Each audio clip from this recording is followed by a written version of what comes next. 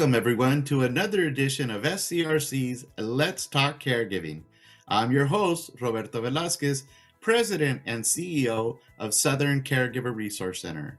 And I'm here, as always, with my co host, Marta Rañón, our Executive Vice President. Hi, Marta. Hey, Roberto. Today's special guest is John Tastad. John is the Program Coordinator for Advanced Care Planning at Sharp Healthcare.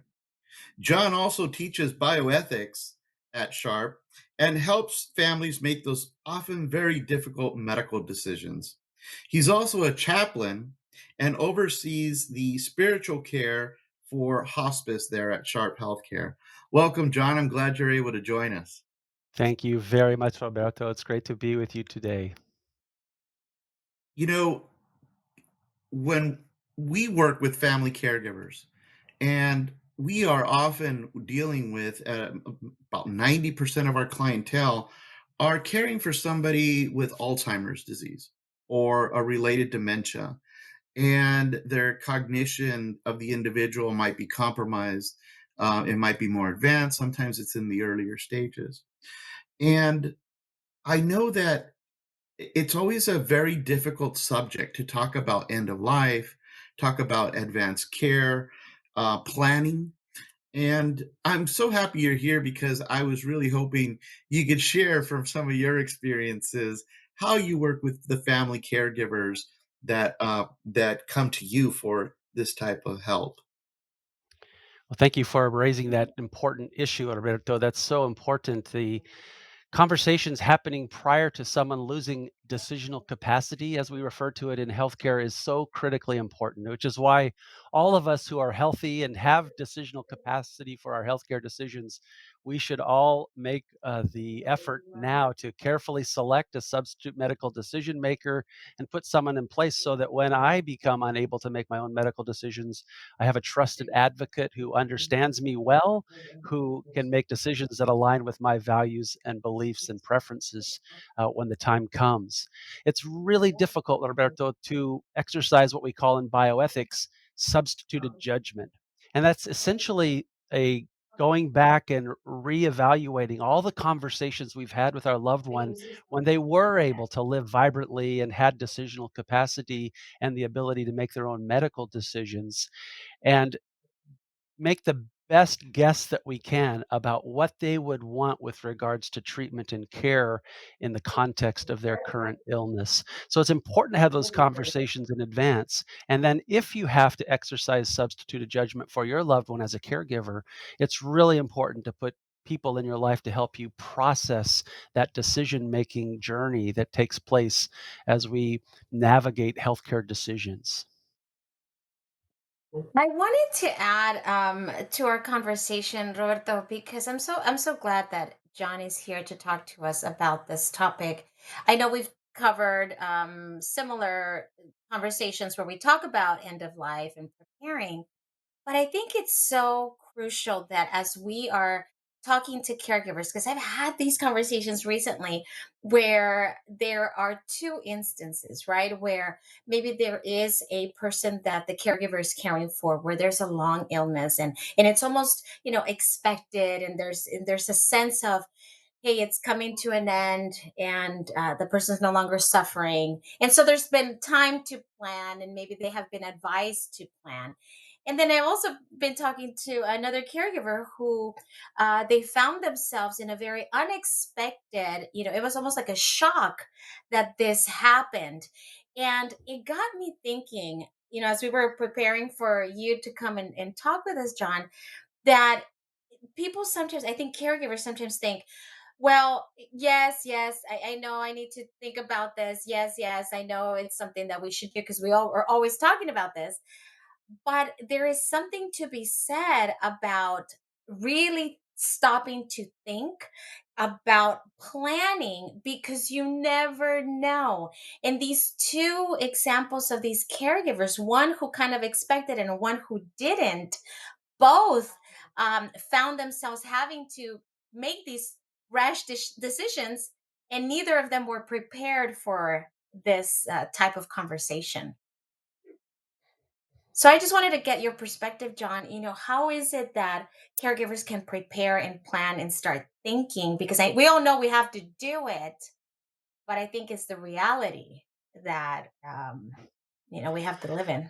Martha, you said that so well, and we do have those barriers to overcome when it becomes time to begin the process of making healthcare decisions in advance. And that's the key word in advanced care planning, is doing it in advance. And I would say that oftentimes it's better to start with something simple and small rather than going to huge monumental life or death decisions. I think the most appropriate place to start for caregivers is, who's my most trusted advocate that would most appropriately be my substitute medical decision maker. That's the best place to start. Start listing names, start exploring personalities and giftedness and capabilities, and see who's that number one person. And then begin to foster conversations with that person about what your deeply held values and beliefs regarding care and treatment are. Thank you for sharing that, John. In our county, and then I don't want to group everybody together, but in our county, the majority of the population now is Latino, Hispanic, and culture and tradition and belief systems and spirituality all come into play. And it's not just for the Latino community, but it's for everybody, right? All of these things factor in: culture, your beliefs, your family, your history. It's very complicated, right? So these discussions should be had. But I know from personal experience, for example, when my father had a heart attack, my dad did not have an advance directive. He never wanted to talk about it because it was almost as if he felt that if he spoke about it, it's a done deal. I'm going to die. And so therefore I won't speak about it, because that way in his mind, and that he wasn't an ignorant man. He's a very intelligent individual, but that is what he believed in. So he never did that. And we had a very difficult time at the end of his life, as it related to his heart attack and then his passing, because we had to make a decision as a family versus what did dad really want. But we did. We all worked together. And in our case, and I'll just give one quick little snapshot of that conversation, was when my dad actually came to out of his um, coma after the stroke. I mean, after the heart attack, he had enough consciousness to tell us, please let me die in dignity, is what he said to us, which really resonated with us, which really kind of struck the chord. Is, this is his way of saying no more heroics. Just Mhm. I'm at the end of my life. Let me go. But it's very hard. And he came out and said that. If he wouldn't have said that, my mom, my brothers and sisters, we would have had a even worse, more difficult time making a decision. So it is very hard to. So how do you work? How do you tell or educate families? I understand your beliefs and everything, but you really have to have some plans down, because even if you want to live forever, you need to tell somebody, right? Roberto, thank you for sharing that incredibly powerful story about your father and your family. And you're right. It's the hesitancy or the barriers to these conversations are deeply rooted in culture, society, religion, values, beliefs. It's across all cultures. And I think that what your father gave you was an unexpected and treasured gift when he expressed his wishes for you in that time of clarity. And you're exactly right. If he hadn't done that, that would have been an even more difficult grieving process, because you would have wondered more and more, did we honor our loved one's wishes, our father's wishes? And so I think that one of the things that motivates me to begin the advanced care planning process and continue it for myself is recognizing the gift that making advanced decisions about my treatment and care is really a gift to my family. It's a huge gift to my family. So every hint that I can give them in advance about what I would not want or want in a very difficult medical decision making can be something that just lifts that burden of distress from my family's shoulders, right? So for all of the caregivers who are listening to this, who are providing care for family members who maybe have or haven't planned in advance, know that for you, making the kind of the countercultural, if you will, decision to say, there are a lot of barriers. I could do it later. This might be bad luck. I don't want to do this. It's a little uncomfortable. To overcome those barriers and give that gift to your family can be such an extraordinarily positive gift and Oh, thing to oh. do. I really am liking how you are reframing that concept in that conversation, which is the gift to your family. Because, I'm sure all caregivers out there want to do the best that they can to treat their loved ones with the utmost care and do everything that is possible to make them feel better, maybe try to, manage the illness, whatever is happening. But this is something where we don't have that control, and it is inevitable. It is the reality. And so to reframe it in this gift, I once heard, and I thought it was really, really interesting. It really got me thinking differently about this conversation. I heard of two friends who were elderly already, and they had adult children in other states. And so it was very difficult for them to include those family members in their end of life decisions because they were out of town, and that's where they were going to be. And yes, they could count on them, but it was going to be more of a long distance type of caregiving situation. And so what they did is they came to this realization. They were really close friends, and they said, you know what we're going to do, we are going to write up our pretty much our wishes, with the healthcare directive. And we're going to sit down so that we each know what we want, and we can relay that information to our families as well. And they made it kind of like a date. And these were two friends. They made a date.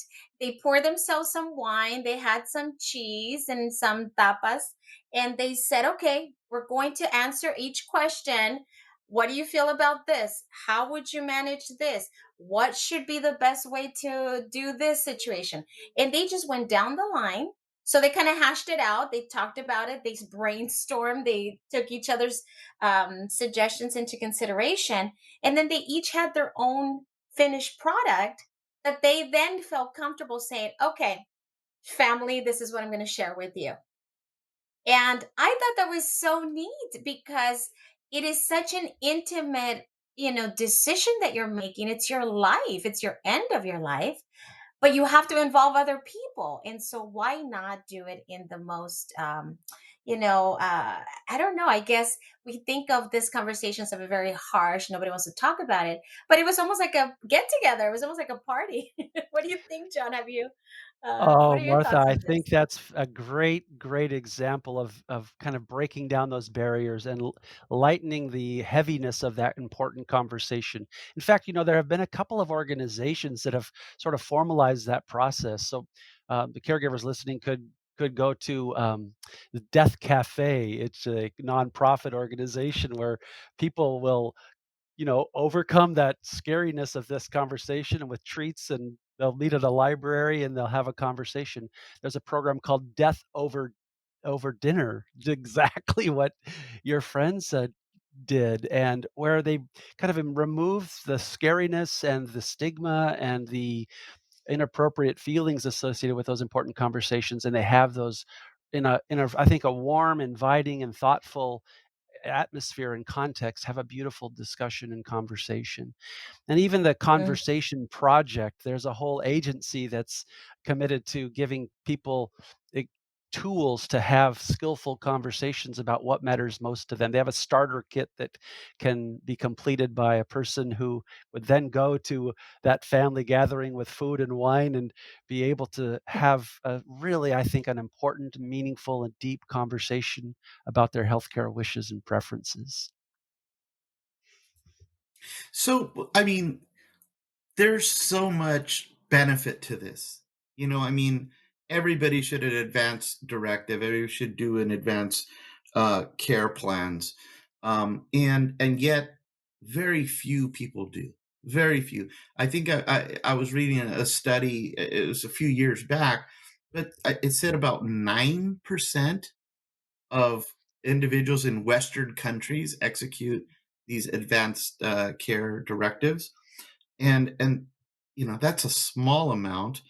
And I'm just, how do we get more people to do this? Because like you said, it is a gift to the family because it helps reduce that anxiety, that weight that you were mentioning earlier, and I was trying to tell through my story of my dad and our family situation. But it does relieve that anxiety of having to make a decision that then you just go back and you know second guess yourself constantly. And even with that information, you could still do a lot of second guessing at the time of the of action. But how do we get more people to do it? I mean, it's just so important. It is so important, and it's a constant effort on behalf of Sharp Healthcare has an advanced care planning department where we have a community engagement and education initiative where we go to every organization that will have us and we'll provide the basic tenets of advanced care planning and provide resources for people to begin that process for themselves. So I think we have to have a community minded approach to this, to doing that wherever anyone will let us share. There's another coalition in San Diego called the San Diego Coalition for Compassionate Care. It's a great partner for the Southern Caregiver Resource Center that does help with advanced care planning services as well. And I also think it's important for m- being from Sharp Healthcare for the medical teams that are providing care for people and their families is to be normalizing that conversation and not waiting until Mhm. there's really difficult news or bad news to have to share, but every checkup, uh, ask a question. I was looking at your advanced directive on the chart. Is there anything you need to update? And just providing those reminders. And one of the other thing you said, Roberto, that I think was important is that, advanced care planning is not going to erase all difficult feelings about loss and sadness and grief and decision making, but the thing that we say in the advanced care planning department at Sharp all the time is something is better than nothing with regards to health information about a person's preferences. Every little bit helps. So oftentimes that landing process coming to the end of our journey is a little bit bumpy coming in, but advanced care planning really does, by the empirical evidence that I have, just seeing so many examples, soften that landing and allow for peace toward the end. That's a And great I think, analogy. yeah, it does, absolutely. But the one thing that I will say is, and this is where I get back to like people's culture and belief systems and so forth, you know, when we think about advanced healthcare planning, um, wow, you just start thinking of end of life. And I think that becomes such a downer. You start, it's very morbid in a way. And, thinking about, because we're always trying to think about positive things, right? What we're going to do tomorrow and this and that. And so it just, there is that huge barrier to kind of overcome that. But I really do like going back to it's a gift to the family. And I think also, Roberto, to kind of maybe help people put it into perspective, you're mentioning end of life, but it doesn't always happen that way. People, I mean, if that were the case, then everybody would die towards the end of their life, and we know that does not that's not true. So we must always be prepared because you never know. And I'm not trying to sound morbid, I'm just trying to be very realistic.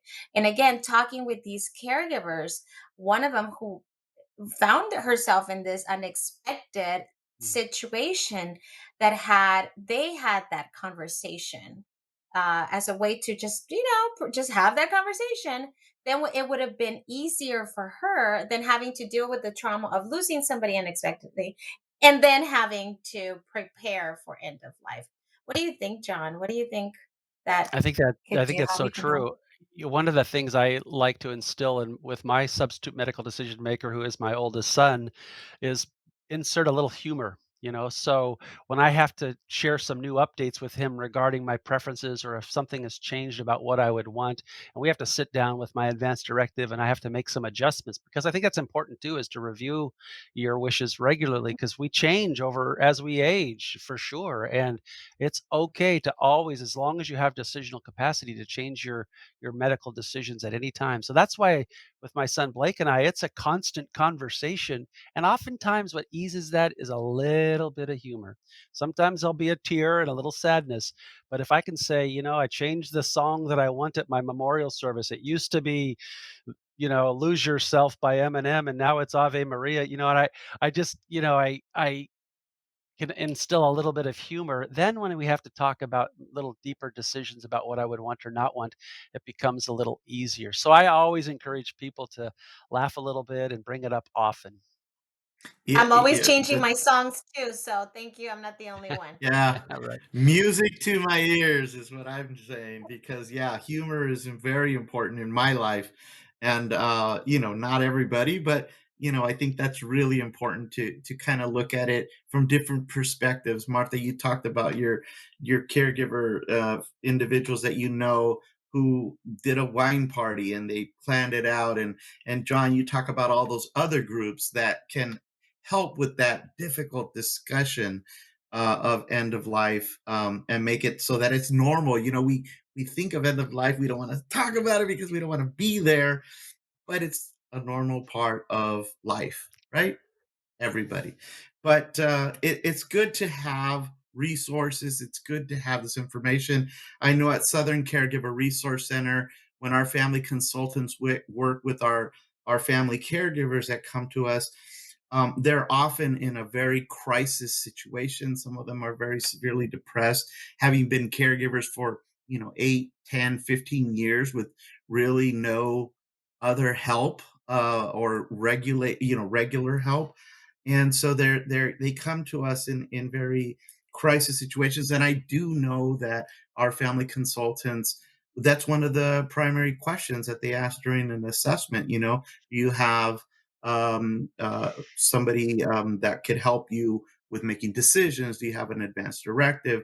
Those kinds of things, because then we try to, in preparing their care plan, we incorporate those types of things, or tools into their care plan, in addition to getting support and respite and going to Martha's wonderful educational programs and all this other stuff that we have, including the resources to organizations like Sharp and your services as well, for those who go to Sharp or even just go to get information. That's very important for our family caregivers.